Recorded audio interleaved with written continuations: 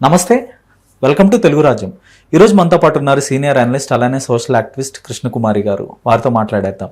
Madam నమస్తే. నమస్తే madam, పూణేలో 2 వ్యాపారవేత్తల కుటుంబాలకు సంబంధించిన ఒక పెళ్లి దాది ఎంత విషాదానికి దారి తీసింది అనేది చూసాము.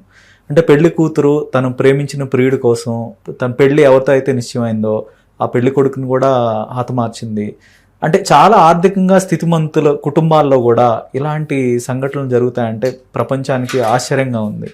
అంటే సమాజం కూడా కొంత పెళ్ళిళ్ళు అంటే భయాందోళన గురయ్యే పరిస్థితి ఉంది ఇప్పుడు యువకులు. సో ఏమంటారు, లోపం ఎక్కడుంది, తప్పు ఎవరిదంటారు ఈ విషయంలో? ఇలాంటి విషయాలు డబ్బులున్న కుటుంబాల్లోనే జరుగుతాయి, డబ్బు లేని కుటుంబాల్లో జరగవు.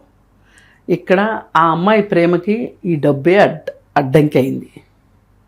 ఇప్పుడు ఆ అమ్మాయి ప్రేమించింది, అది ప్రేమ ఆకర్షణ అనేది తేల్చడానికి మనకు సంబంధం లేని విషయం.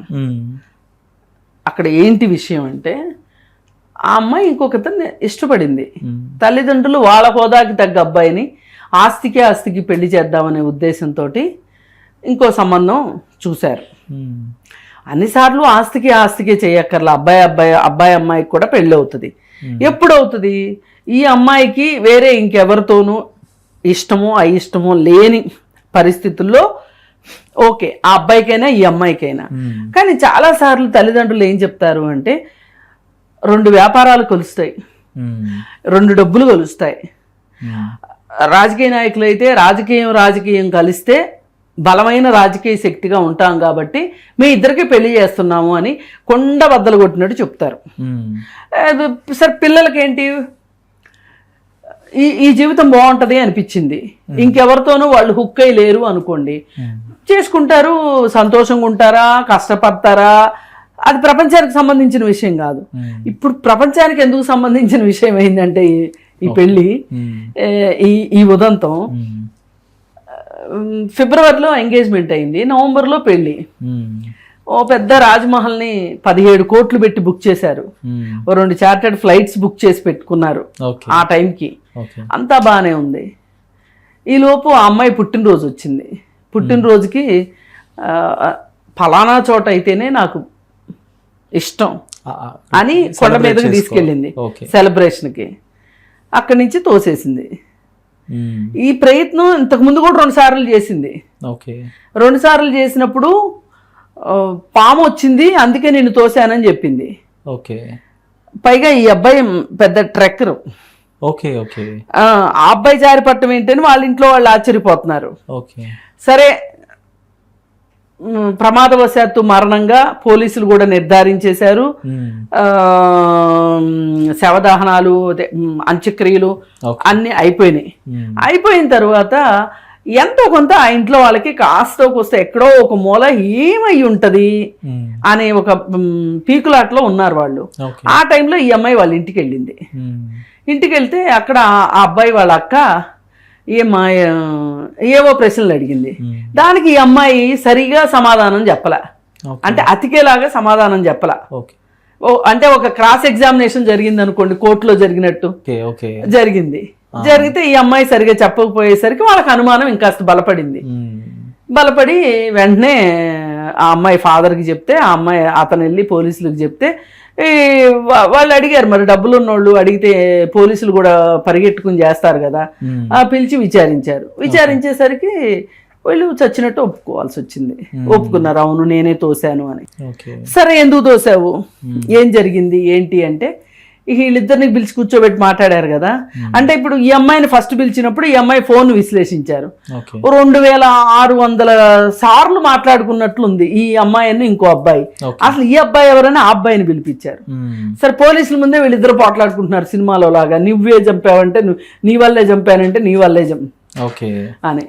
సరే, చివరికి ఫైనల్ గా వచ్చిన అవుట్కమ్ ఏంటి అక్కడ అంటే, వీళ్ళిద్దరూ ఫ్రెండ్స్ గా ఉన్న సమయంలో కొన్ని చాట్స్, కొన్ని వీడియోలు ఉన్నాయి. నువ్వు కానీ అతను పెళ్లి చేసుకుంటే ఇవి చూపించి, ఇవి వాళ్ళకి చూపిస్తాను, నీ పరువు పోతుంది, నీ కుటుంబం పరువు పోతుంది అని ఆ అబ్బాయి అన్నట్లుగా ఈ అమ్మాయి చెప్తుంది. అసలు నిజంగా ఈ అమ్మాయి చెప్పే చాట్లు అవి ఉన్నాయా లేదా అని పోలీసులు ఇప్పుడు విశ్లేషించే పనిలో పడ్డారు.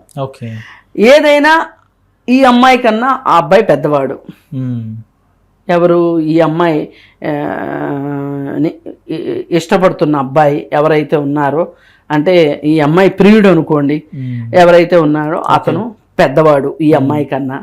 కాబట్టి మేబీ ఇన్ఫ్లుయెన్స్ చేసి ఉండొచ్చు ఖచ్చితంగా. ఇప్పుడు మనం ఎన్ని ఉదంతాలు చూడట్లేదు, మన మధ్యలో ఉన్న వీడియోలు బయట పెడతాము అని చెప్పి బ్లాక్మెయిల్ చేసి డబ్బులు గుంజేవాళ్ళు కొంతమంది, లేకపోతే లైంగికంగా వేధించేవాళ్ళు కొంతమంది, ఇలా ఉన్నారు కదా. దాన్ని బట్టి మనం నమ్మొచ్చు ఈ విషయాన్ని. సరే, ఏది ఏమైనా ఇక్కడ అతను ఎంత వేధించినా, అతను ఎంత భయపెట్టినా భయపడాల్సిన అవసరం ఈ అమ్మాయికి ఎందుకు వచ్చింది? అసలు ఈ అమ్మాయి తల్లిదండ్రులకి నేను వేరే అతన్ని ఇష్టపడుతున్నాను అని చెప్పినప్పుడు వాళ్ళు ఒప్పుకోకుండా ఇతన్నే పెళ్లి చేసుకోవాలనే బలవంతం పెట్టడానికి కారణాలు ఏంటి అని మనం విశ్లేషించుకోవాలి ఖచ్చితంగా. అయితే ఇప్పుడు అక్కడే ఎందుకు ఆ అబ్బాయికే ఇచ్చి చేద్దామని ఈ తల్లిదండ్రులు ఎందుకు అనుకున్నారు అంటే ఒకటే సింపుల్ రీజన్, హోదాకి, వీళ్ళ హోదాకి తగ్గ సంబంధం. ఇప్పుడు ఏ తల్లిదండ్రులైనా ఏం ఆలోచిస్తారు, మనకంటే కొంచెం ఉన్న అబ్బాయికి ఇస్తే మన హోదా కూడా పెరుగుతుంది అని ఆలోచిస్తారు ఒకటి.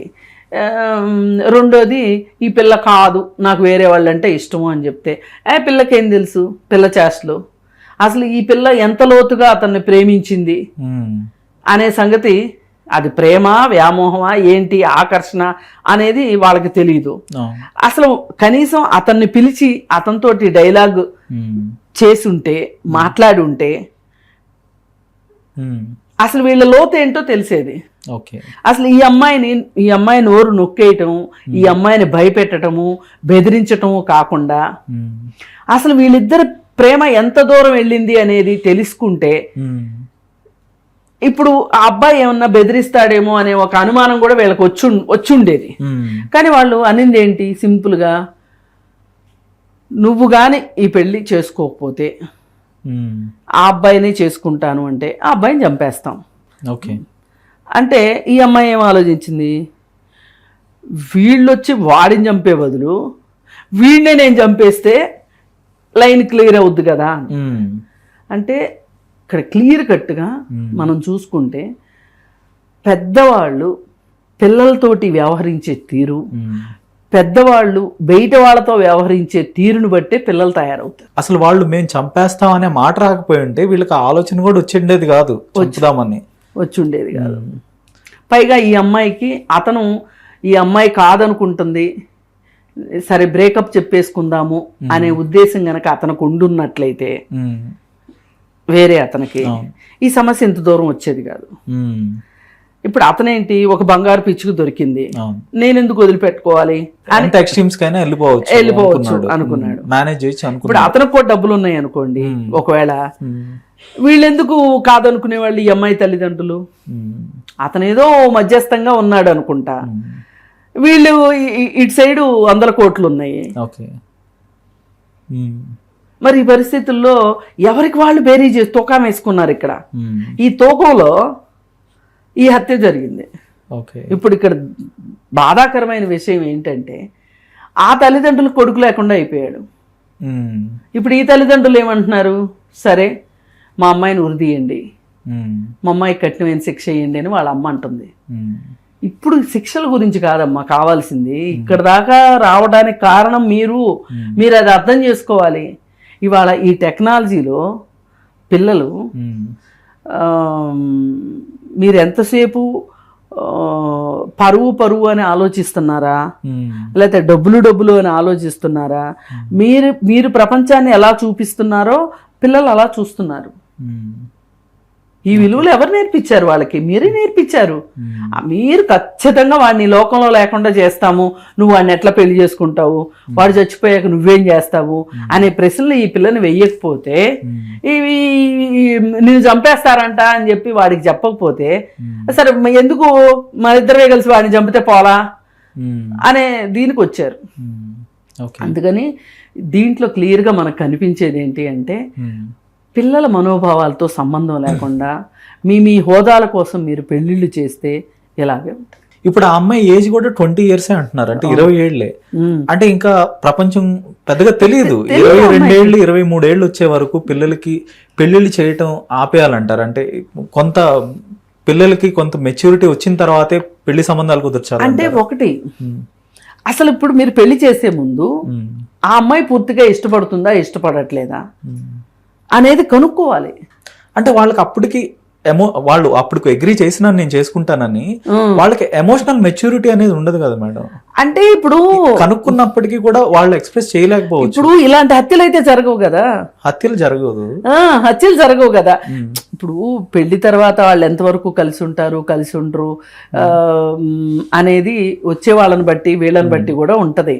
ఇప్పుడు ఉషా గాయత్రి అన్న అమ్మాయిని వైజాగ్లో అతను ముస్సోరి తీసుకెళ్ళి చంపేశాడు. మన అమ్మాయి పెద్ద అమ్మాయి, పెద్దలు చూసి చేశారు. ఆ అమ్మాయి చదువుకున్న అమ్మాయి, బాగా ఉద్యోగం చేసే అమ్మాయికి పెళ్లి చేశారు. మరి ఏమైంది?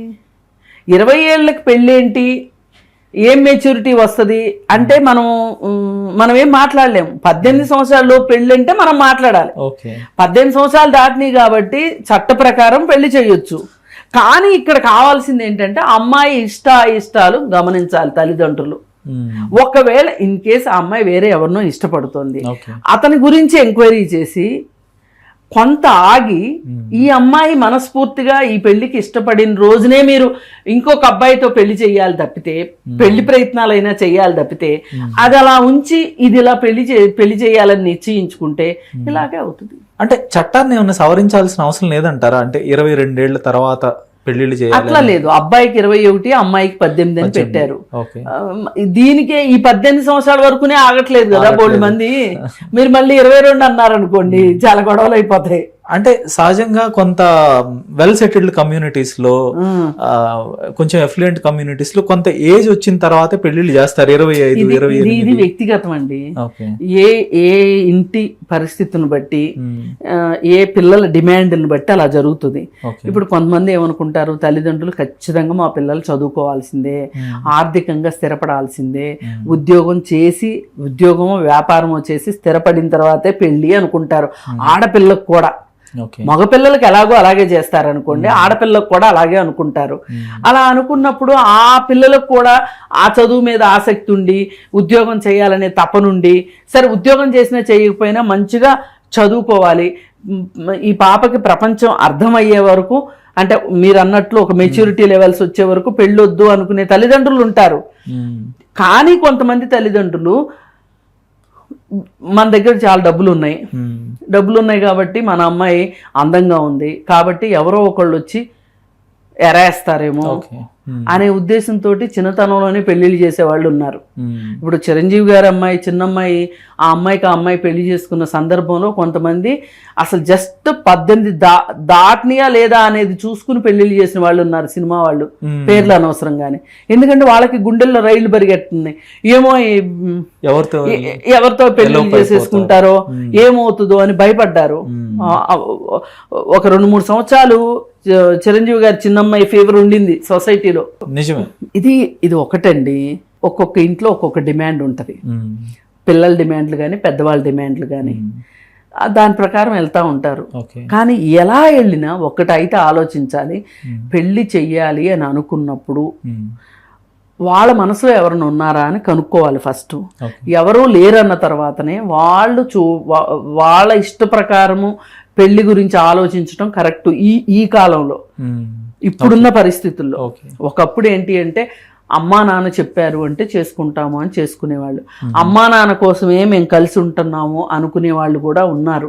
ఎన్ని కష్టాలు వచ్చినా ఎన్ని నష్టాలు వచ్చినా ఓర్పుగా ఉన్నారు. కానీ ఇవాళ ఓర్పుగా ఉంటే కూడా పని జరగని పరిస్థితులు వచ్చినాయి. ఇప్పుడు ఉషా గాయత్రి చాలా ఓర్పుగా ఉంది. ఆమె ఓర్పుకి ఏం మిగిలింది చెప్పండి? అసలు వాడితోటి ఒక క్షణం ఉండటం కూడా తప్పు. కానీ వాడు అలాంటి వాడని తెలియడానికి కనీసం 15 రోజులు, 20 రోజులు, నెల రోజులు పట్టింది ఆ అమ్మాయికి. ఆ తర్వాత రెడ్ ఫ్లాగ్స్ ఎన్నో వచ్చినాయి. ఆ అమ్మాయి చెప్పింది కూడా ఇంట్లో వాళ్ళతోటి, ఇంకా అతనితో కలిసి ఉండటం అనేది కుదిరే పని కాదు, నేను ఉండలేను అని చెప్పింది. నేను వస్తున్నాను వైజాగ్కి, నేను వచ్చిన తర్వాత మటుకు మనం అందరం కలిసి కూర్చుని ఒక నిర్ణయం తీసుకుందాము అని చెప్పేసింది ఇంట్లో వాళ్ళకి. ఈలోపు ఈ అమ్మాయి ఈ నిర్ణయానికి వచ్చింది అని గమనించినప్పుడు వాడు ఏం చేశాడు, ముసోరికి తీసుకెళ్ళాడు. వాడి ఉద్దేశం ఏంటి, ఇప్పుడు ఈ అమ్మాయి వెళ్తుంది, విడాకులు ఇచ్చేస్తుంది, నాకు విడాకులు ఇస్తుందా ఒక అమ్మాయి, ఇగో వాడికి, నేను అనుకున్నదే జరగాలి, ఆ అమ్మాయి అనుకున్నది ఎందుకు జరగాలి, ఇస్తే నేను విడాకులు ఇవ్వాలి, ఆ అమ్మాయి అదేదో సినిమాలో సుత్తివీరభద్రరావు క్యారెక్టర్ లాగా. ఇప్పుడు అతని తండ్రి ఇప్పుడు చెప్తున్నాడు ఏమని, మావాడు సరైనోడు కాదు, మా వాడుకి మనస్తత్వం, వాడు ఏదనుకుంటే అదే చెయ్యాలనుకుంటాడు, వాడు మానసికంగా అంత కరెక్ట్ కాదు అని ఇప్పుడు చెప్తున్నాడు. అసలు అంత కరెక్ట్ కాదు అనుకున్నప్పుడు వాడికి ట్రీట్మెంట్ ఇప్పించి పెళ్లి చేయాల్సింది. నువ్వు ఎందుకు పెళ్లి చేసావు అసలు? అంటే ఇది అరేంజ్ మ్యారేజ్, ఇదేమీ లవ్ మ్యారేజ్ కాదు. వాళ్ళిద్దరే కలిసి చేసుకున్నారు కాబట్టి వాళ్ళిద్దరే ఎట్టగొట్ట వస్తారు అనుకోవటానికి. అందుకని ఏంటి అంటే ఇప్పుడు ఓర్పుగా ఉన్నా పని జరగట్లే, మెచ్యూరిటీ వచ్చాక పెళ్లి చేసుకున్నా పని జరగట్లే ఒక్కోసారి.